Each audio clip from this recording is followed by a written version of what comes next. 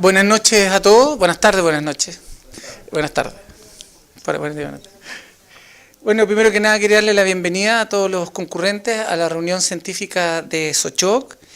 Y en especial le queremos dar gracias a Sogia, que aceptó amablemente hacer una reunión en conjunto entre Sochoc y Sogia, que es una de las sociedades que está dentro de todo lo que es Sochoc, y con mayor razón siendo la semana del 18 de septiembre y sabemos el esfuerzo de muchas de las personas que están acá, de poder no estar en otros lugares tomándose esta semana de vacaciones. Uno de los objetivos más importantes de la educación continua, aparte de los que están presentes acá, es que esta reunión se graba y está después en Canal Sochoc, donde principalmente nuestros colegas de provincia y de Santiago las bajan entre hoy día y el sábado generalmente esta reunión, y que ahí eso es uno de los objetivos de nuestra sociedad. La tabla de hoy es LARCS, uso en adolescentes, y para eso tenemos 3 panelistas. De expositor va a estar la doctora Carolina González Roca, que es vicepresidente de Sogia, es médico cirujano, especialista en ginecología obstetricia de la Universidad de Chile, y es especialista en ginecología pediátrica y adolescencia de la Universidad de Chile. Es un profesor asistente de la Facultad de Medicina y trabaja en el Hospital Roberto del Río. Ella es la que va a exponer en el día de hoy aproximadamente unos 25 o 30 minutos. De moderador tenemos a 2 personas, la doctora Adela Montero Vega, que es presidente de Sogia, es médico cirujano también de la Chile, ginecobstetra de la Universidad Austral de Chile, especialista también en pediatría y adolescencia, y también es directora de Semera y es profesor asociado de la Universidad de Chile. Y por último, como coordinadora, la Carolina Conejero Ross, ella es presidente de Sogia, se formó en la Facultad de Medicina de Chile, en el San Borja, también hizo su beca en Semera, y actualmente tenemos la suerte de contar con ella como directora dentro de Sochoc. Doctora Caro. Buenas noches a todos y todas. Bueno, yo les voy a hablar un tema que no es para nada nuevo, pero que toca una conjunción de cosas que son muy interesantes de conocer y que al juntarlas hacen todo un tema inmenso del cual se puede explorar y se pueden sacar conclusiones maravillosas, como lo vamos a ir viendo en el transcurso de la presentación. Mi declaración de conflictos de interés: he recibido apoyo de la industria farmacéutica para actividades académicas, pero no tengo vínculos contractuales con ella.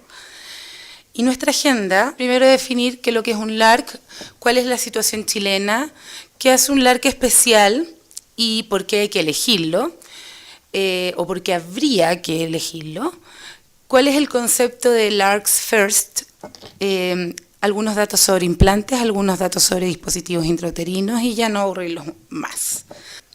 LARC significa Long Acting Reversible Contraception, como todos deben saber, ¿cierto? E incluye los dispositivos intrauterinos medicados de todo tipo, de cobre en este caso, y los implantes, ¿de acuerdo? En algún momento se pensó que el DMPA también podría ser un LARC. Los británicos lo comenzaron a usar como un LARC, pero después se vio que en el fondo cosas de duración de al menos 6 o más meses se podían considerar como LARC. Así que simplemente nos quedamos con DIU e implantes. ¿Qué hace de especial este tema? Para nosotros no es ninguna novedad que el 50% de los adolescentes ya ha iniciado actividad sexual, ¿cierto? Entre los 15 y los 19 años. Esto es de la 6ª Encuesta Nacional de la Juventud. Pero el problema es que el uso de método anticonceptivo en la primera relación sexual es menor a menor nivel socioeconómico. Y eso es lo que hace que esto sea un problema, no el hecho de que los chicos decidan iniciar su vida sexual, sino que básicamente que las poblaciones más vulnerables son las más expuestas. Ahí está.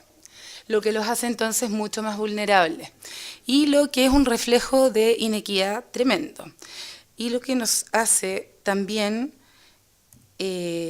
lamentar que todavía tengamos cifras alrededor de los 35.000 partos, estas son cifras del 2012, de mujeres de menores de 19 años en nuestro país.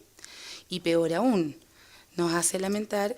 Fíjense en la última fila, la figurita de ahí, ¿cierto? Las 35.000 pacientes que son adolescentes, madres adolescentes, de las cuales tenemos que lamentar alrededor de 1.000 que son menores de 15 años. Eso quiere decir que tienen 14 y fracción, lo cual, a mi juicio, es impresentable.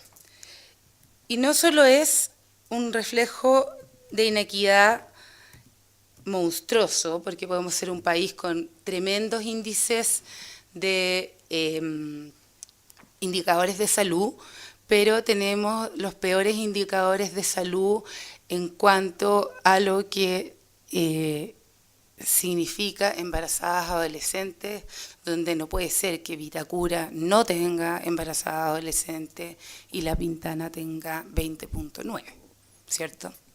No puede ser. Entonces, ¿a qué se deben básicamente los factores que influyen en la sexualidad de un adolescente? Los factores que influyen en la sexualidad de un adolescente básicamente tienen que ver con que no hay percepción de riesgo, hay impulsividad, hay coito inesperado, ellos tienen relaciones cuando pueden, donde sea. No tienen información, no saben a quién pedírsela.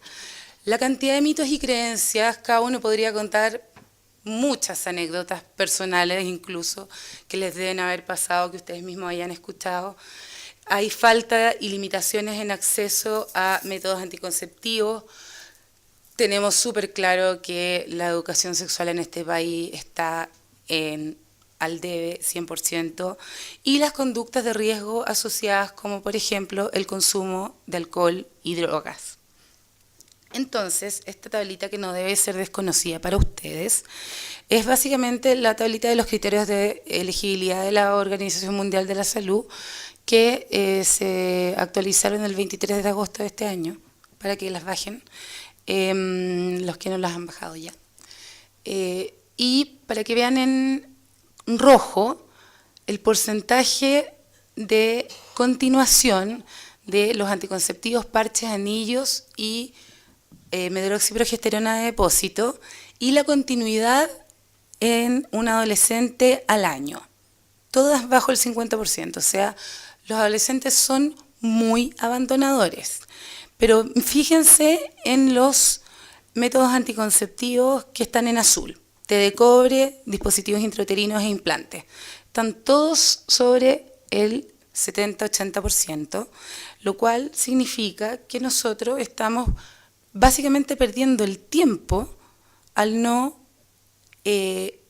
partir nuestra consejería anticonceptiva desde lo más eficaz, larga duración, y que sabemos que va a tener mayor continuidad en un adolescente que es de mayor riesgo de abandono,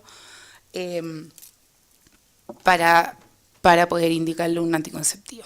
Entonces, es inexplicable cómo, ustedes se fijan aquí, la población que está bajo control entre 15 y 19 años en este país, menores de 19 años, para método anticonceptivo, ustedes ven que el 70% de las mujeres menores de 19 años que están en control de natalidad está con los rojos. Oral combinado, oral progestágeno, inyectable combinado, inyectable progestágeno. Y el menor porcentaje está con dispositivos intrauterinos o con un implante puesto. Por lo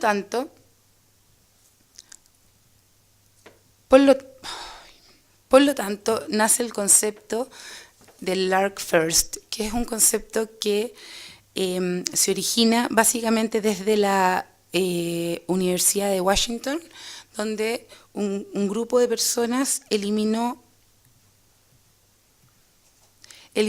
acceso, conocimiento y costo, esas tres barreras de atención, básicamente todas barreras provenientes desde los funcionarios de la salud, no sé por qué no está la imagen, desde los funcionarios de la salud, tuvieron una fundación que les entregó los anticonceptivos para entregarlos sin costo a los pacientes, plantearon una educación masiva a través de todos los medios posibles y sin costo a los pacientes.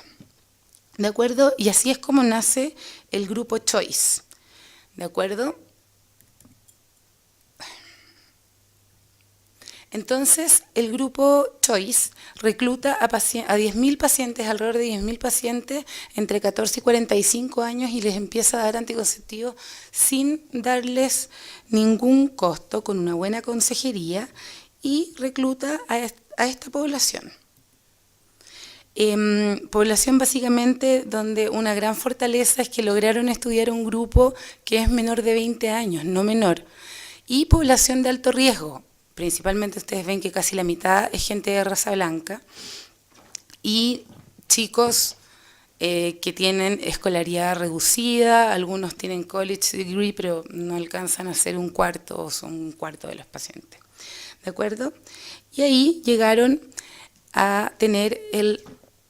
Está pasando solo ahora empezó solo. Ya.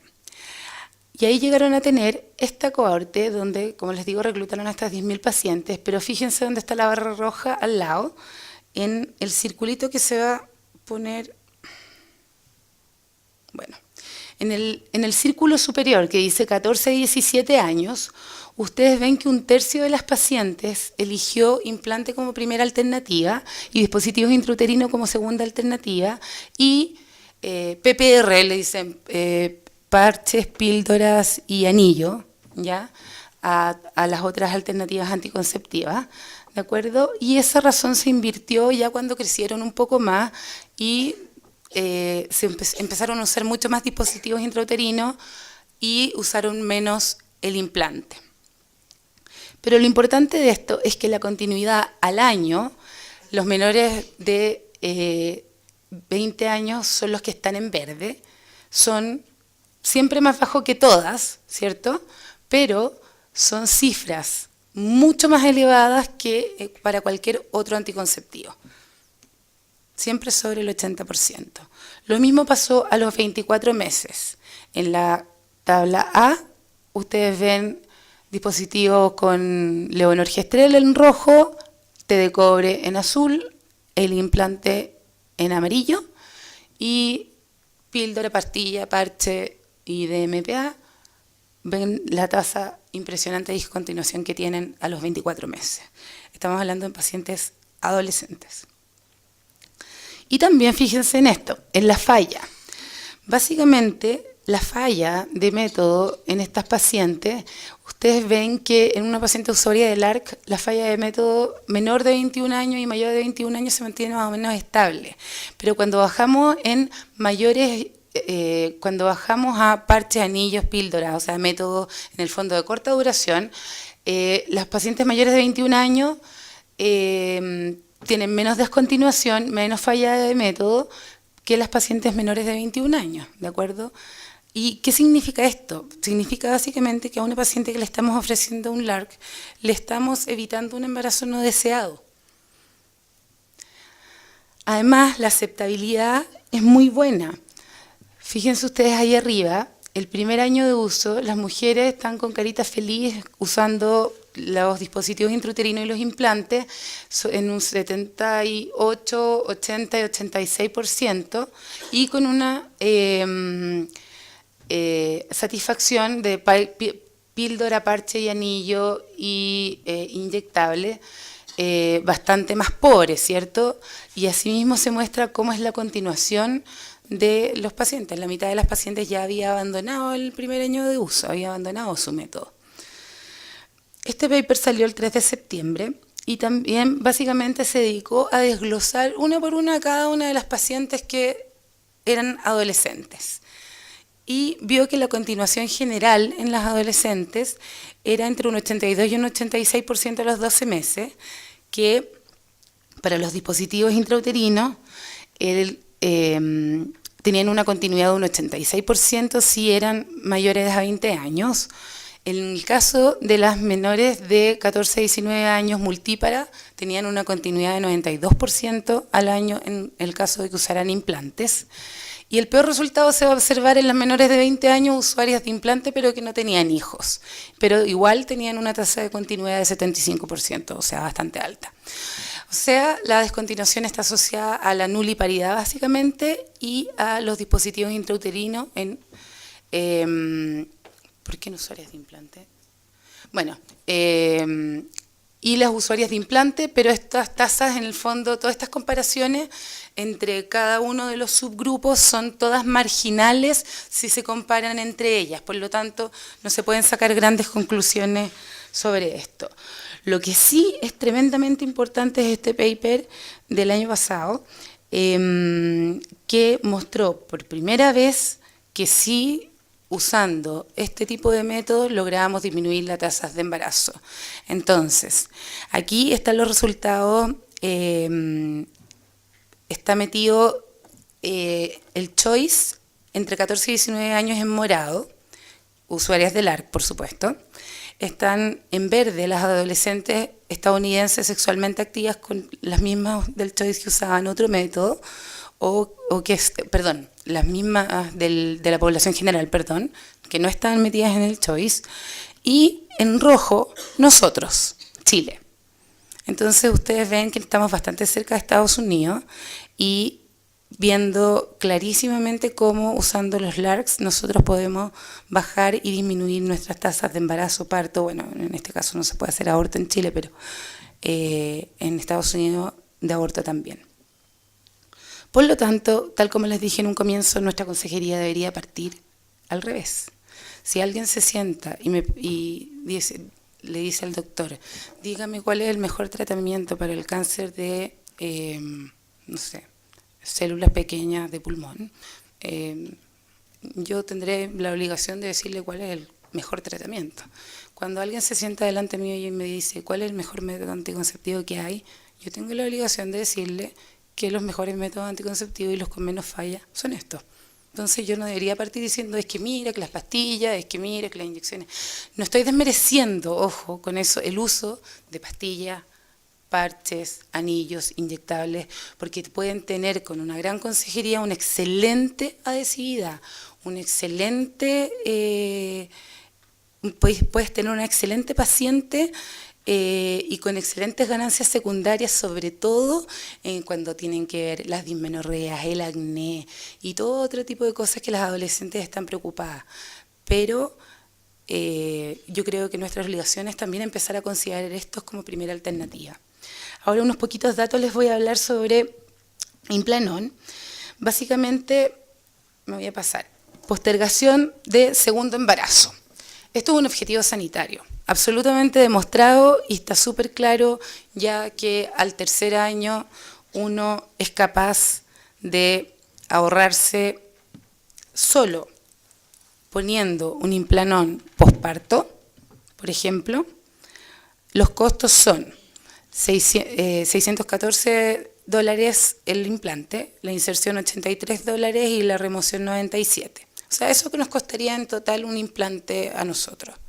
Pero miren cuánto cuesta el control prenatal y el parto, $6.000. Si es cesárea, $10.000. Si no sabemos el modo en que ha tenido el bebé, $9.000. Si llega a ser un embarazo ectópico, $29.000. O sea, la verdad, y súmenle además el cuidado del niño por el primer año, $2.200. O sea, nos estamos además ahorrando plata. ¿Y ahorrando cuánta plata?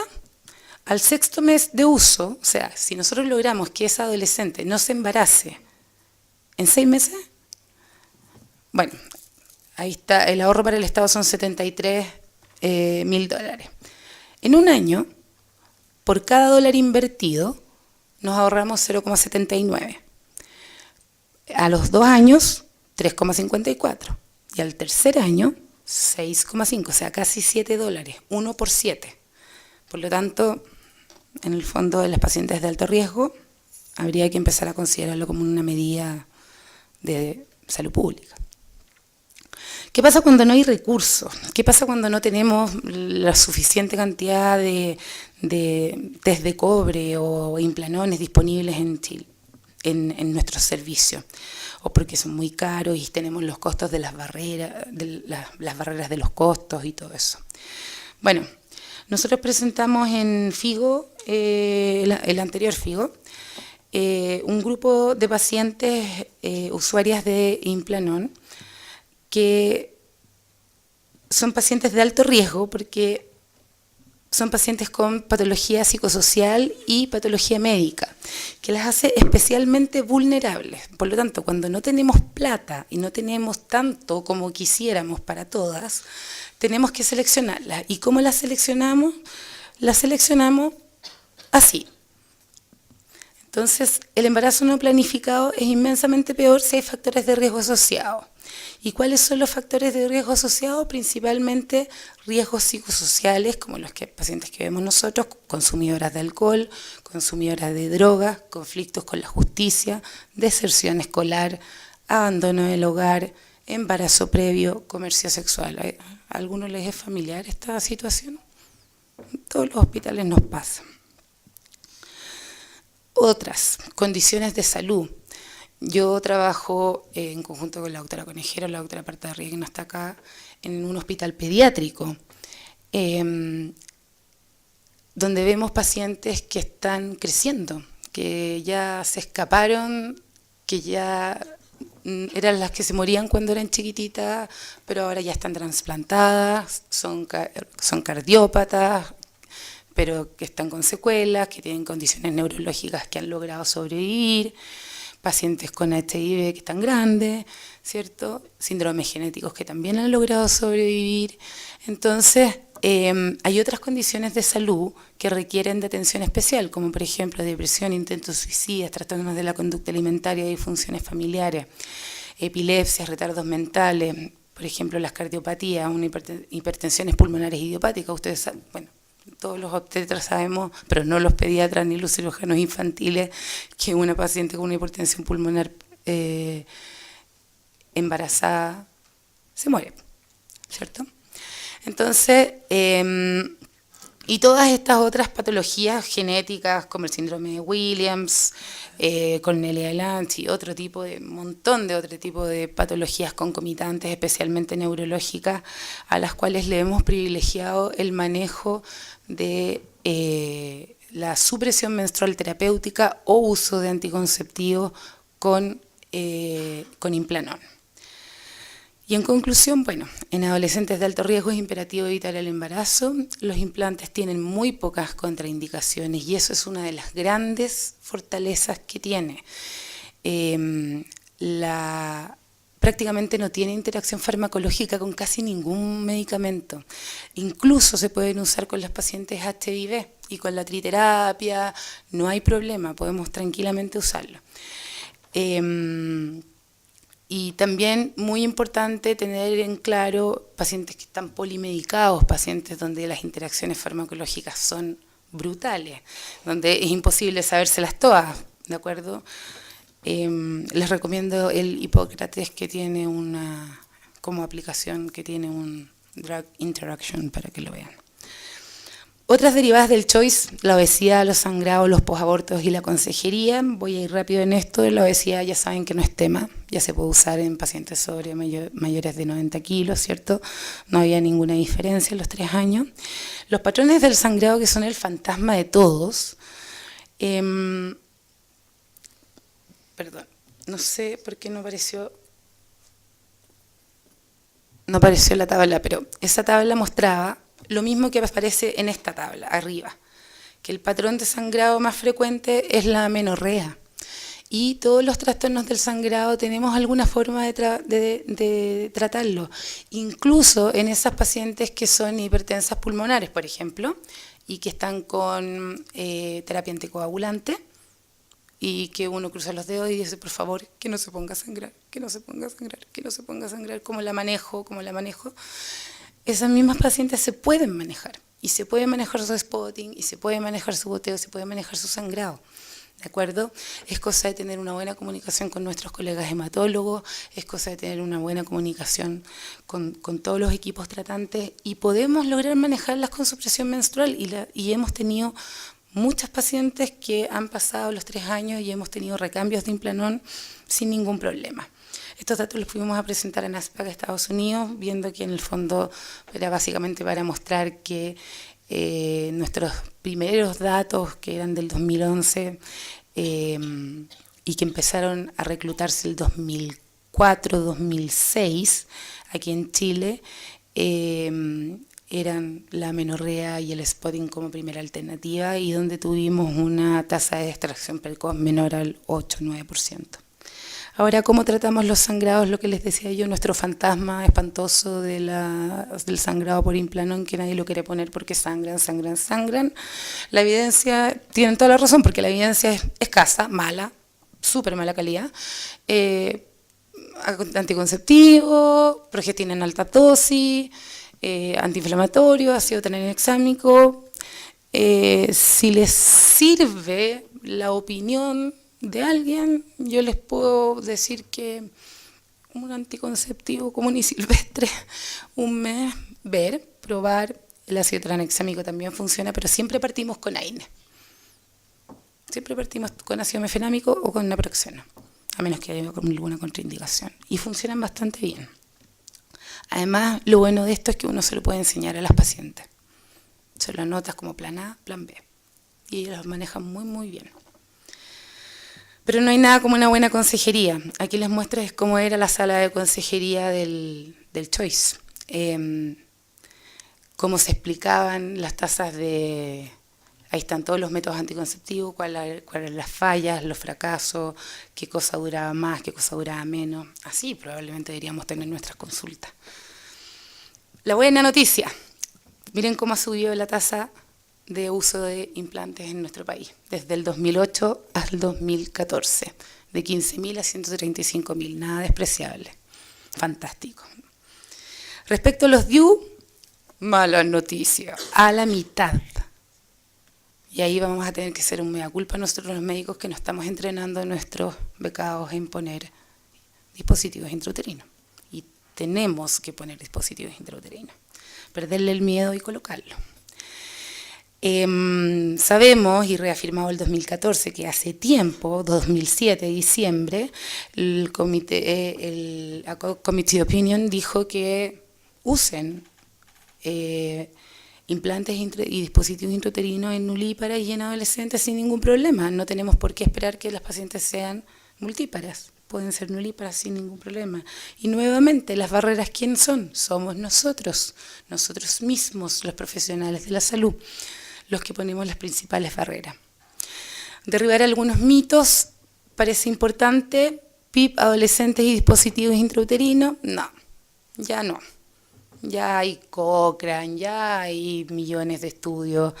Básicamente, la tasa de PIP en adolescentes con dispositivos intrauterinos tiene que ver con la edad. Menores de 25 años tienen mayor tasa de procesos inflamatorios pelvianos sí o sí, porque se infectan con más clamidia, porque se infectan con más gonococo, porque se infectan más. ¿De acuerdo? Ahora, no está relacionado con el tipo de MAC, de método anticonceptivo.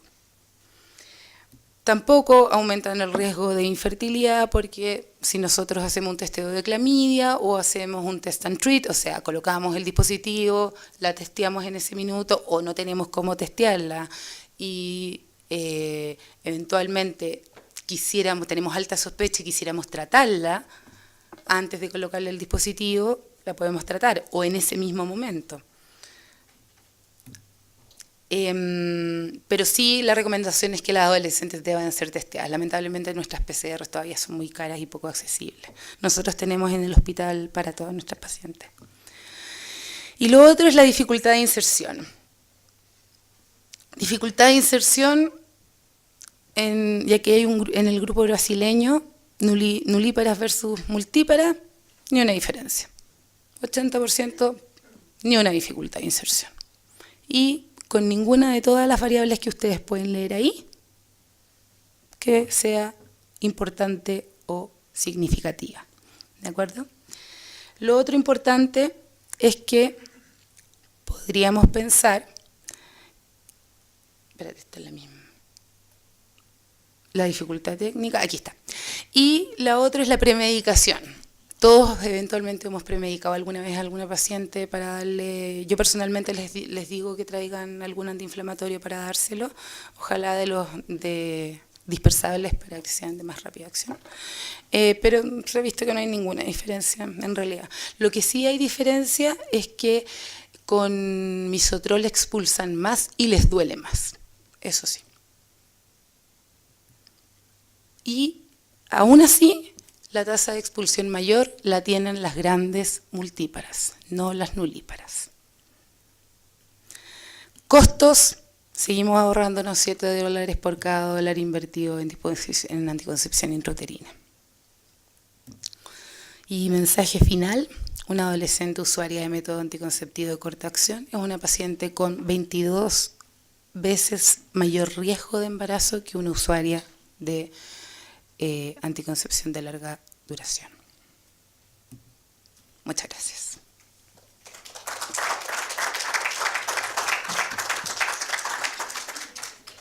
Bueno, muy buenas tardes a todas y todos. Yo en primer lugar quiero agradecer a la SOCHOC por habernos invitado a participar hoy día en esta reunión clínica.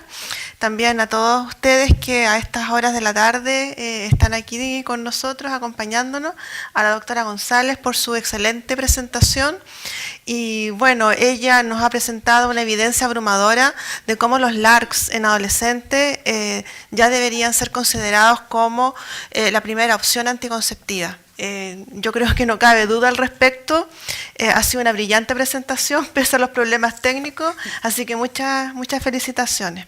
Y ahora abrimos el espacio para consultas, sugerencias, opiniones, dudas. Quedamos a disposición. La gente que trabaja en infanto juvenil son los que nos han enseñado a perderle el miedo a este tipo de situaciones. Y yo creo que esto es relevante porque la cifra que tú mostraste de 35.000 embarazos de mujeres menores de 19 años no puede dejarnos impávidos. Más encima era el 15% del total de los embarazos en nuestras mujeres. Y esa es una cifra tremendamente importante. Yo creo que nosotros tenemos que hacer claramente conciencia de esto. El problema es que ustedes tienen esto muy bien montado en el Hospital Roberto del Río. Yo trabajo en un hospital donde no hay ginecología infanto-juvenil. Y la verdad que esto se nota, porque la verdad que estas situaciones debieran estar en todos los sistemas de salud y es una obligación, ¿no es cierto?, que nosotros tuviéramos lugares. Claro, en la atención primaria se hace Implanón, pero para el paciente con complejidad, con patología, con morbilidad, sin lugar a duda, tener unidades de anticoncepción bien montadas son fundamentales. Y como tú mostraste, cada día más vamos a tener niñas con problemas que se han salvado por situaciones que antes eran inviables y que hoy día la medicina la está poniendo en la exposición al embarazo y en la cual hoy día afortunadamente hay herramientas útiles que hay que saber usar y poder usar. Yo me alegro de esa cifra que tú muestras del aumento del uso de Implanón en la población. Probablemente deberían haber también más ¿no es cierto?, anticonceptivos a nivel de la atención primaria y básicamente lo que hay es solamente Implanón. Pero yo creo que vamos avanzando y creo que hay que crear conciencia y el motivo fundamental de esta reunión es crear la conciencia clara dentro de la población de ginecobstetra de que esto es una realidad, que esto se debe seguir implementando y que el Ministerio debiera masificarlo en regiones y en todos los hospitales de nuestra región. Yo quiero comentar algo. Yo trabajo en el Hospital San Juan de Dios y hay un problema con el Ministerio de Salud porque la anticoncepción está en manos de la atención primaria. Entonces, la verdad es que conseguir dispositivos intrauterinos para tener en el hospital, a pesar de que atendamos pacientes que tengan patologías crónicas y que requieran usar un dispositivo como una T de cobre, es muy difícil de conseguir. O sea, quizás también si se pudiera hacer un llamado a través de la sociedad que los dispositivos estuvieran disponibles en los hospitales libremente, también sería una forma para que nuestros becados pudieran poner, aprendieran y se masificara el uso después a nivel nacional, digamos, ¿ya? No sé ustedes cómo tienen, pero yo logré que me voy a conseguir que me manden así Sí, 10. nosotros todo lo hicimos a título de personal, cobre. no, esto no fue nada a través de autoridades, nada a través, pero Sí. efectivamente yo creo que como Sochoc sería una buena idea sacar como un comunicado de sugerencia o un position paper tal vez. Así como que estén disponibles también a nivel terciario, porque las pacientes con patologías crónicas a veces en el consultorio no las saben manejar.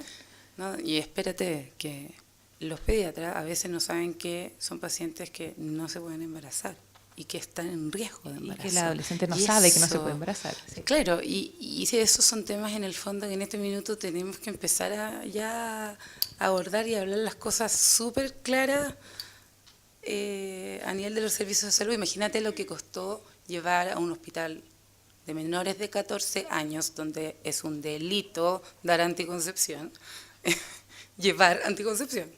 O sea, pero eso es simplemente a título personal. Mail para allá, mail para acá. No, tú no me pescaste, me pescaré la otra. Hola. Pero eso no es la forma. La forma tiene que ser institucionalizada. No puede depender de una persona, tiene que depender de las instituciones. Y ahora estamos peleando los anticonceptivos. Y nos van a llegar. Yo quisiera hacer un alcance, porque la ley 20.418 garantiza el acceso a las diferentes tecnologías anticonceptivas para todas las personas, independiente de la edad. Entonces eso es un derecho también. Es un derecho de las usuarias, independiente del sistema al que pertenezcan, y el Estado en su rol tiene que garantizar estos derechos tanto a nivel público como también privado. O sea, el Estado tiene que velar porque se cumplan y se garanticen estos derechos para todos y todas los chilenos y chilenas. Así que eso también es un argumento como para implementar en los hospitales estos policlínicos de anticoncepción de alta complejidad. Y no solamente, como dice el doctor Nazar, el tema de los anticonceptivos, porque también se necesitan profesionales que estén capacitados, motivados y empoderados con este tema. Porque como ya mostró la doctora González, una de las principales barreras somos nosotros mismos, por nuestros propios mitos, nuestras propias creencias, por lo que nosotros nos enseñaron también durante nuestra formación. Hay becados y lo que hablaba la doctora González al final de todos los mitos que hay en relación a la edad, segundo al porcentaje de expulsión y tercero a la contraindicación que muchos y que lamentablemente hay todavía médicos que al hablar de un dispositivo a nosotros nos toca. Nosotros trabajamos con adolescentes y nos ha tocado pacientes que estamos listas para ponerle un dispositivo, un endoceptivo, incluso un implanón, y casi nos miran como está totalmente contraindicado, no se puede poner. Entonces, hay becados, yo creo que es re importante que partan de las generaciones más nuevas también el cambio. O sea, tenemos que tratar de disminuir la tasa de embarazo en adolescentes. A pesar de todas las estrategias que se han hecho, seguimos con las tasas altísimas. Y, como dijo Carolina, yo creo que eso es súper importante, tenemos que cambiar y tiene que ser la primera opción para nuestros pacientes. Así que, Caro, muchas gracias por tu presentación. No sé si hay más preguntas, alguna duda. En el programa de formación de los becados hay un curso actualmente de ginecología infanto-juvenil y en el cual estos temas están todos tocados, así que eso para las nuevas generaciones, sin lugar a dudas, están más inculcados en el ADN que los que somos más antiguos. El problema es que nosotros abandonamos la anticoncepción se la entregamos a las matronas y en un momento dado tenemos que ir a recuperar las labores que son médicas. Y claramente en la atención primaria no hay atención ginecológica, la atención ginecológica está abandonada, la atención primaria, y este es un área más en el cual se demuestra que la falta de especialistas en los consultorios es una realidad actual que es cruda y que está llevando a que se generen situaciones conflictivas en el presente y en el futuro. Pero sin lugar a dudas hay que empezar, y yo creo que esta reunión lo que pretende es empezar, crear conciencia clara sobre la utilidad de estos LARCs en la población adolescente, la efectividad, la falta de contraindicaciones que nos mostraron hoy día y que podemos avanzar muchísimo en este tipo de situaciones. Pero yo insisto que tenemos que hacer algo y ese algo lo vamos a hacer desde la sociedad en el sentido de que esto se empiece a llevar a la salud pública en forma más general, porque el esfuerzo de ustedes es muy valorable y es muy loable, pero tiene que ser repetible, tiene que estar a nivel de todos los hospitales y de todas las regiones, porque si no las cifras van a seguir igual de altas que están allí. Bueno, pero como Sochoc el tema de la ginecología infanto-juvenil sigue estando presente en el Congreso. Hay una jornada dedicada a este tipo de temas. Hay jornadas en las cuales la gente infanto-juvenil también va a participar. Tenemos algunos debates sobre diversidad sexual, que son temas relevantes y nuevos que tenemos que ir creando en la agenda de los ginecólogos. Es decir, nosotros tenemos que empezar a caminar hacia estos caminos que son más difíciles, que nos cuesta más transitar, pero que son los que nos abren el camino hacia el futuro. Así que nosotros estamos muy contentos de esta alianza con Sogia. Les damos desde ya las gracias por toda su cooperación permanente y los invitamos a todos a seguir participando en esto para crear una sociedad más amplia, con más conocimiento, solamente en el beneficio de nuestras mujeres. Ahora que estamos cumpliendo 80 años de vida de la SOCHOC, lo que podemos hacer es seguir creciendo y necesitamos a todos para eso. Así que, Carola, un millón de gracias.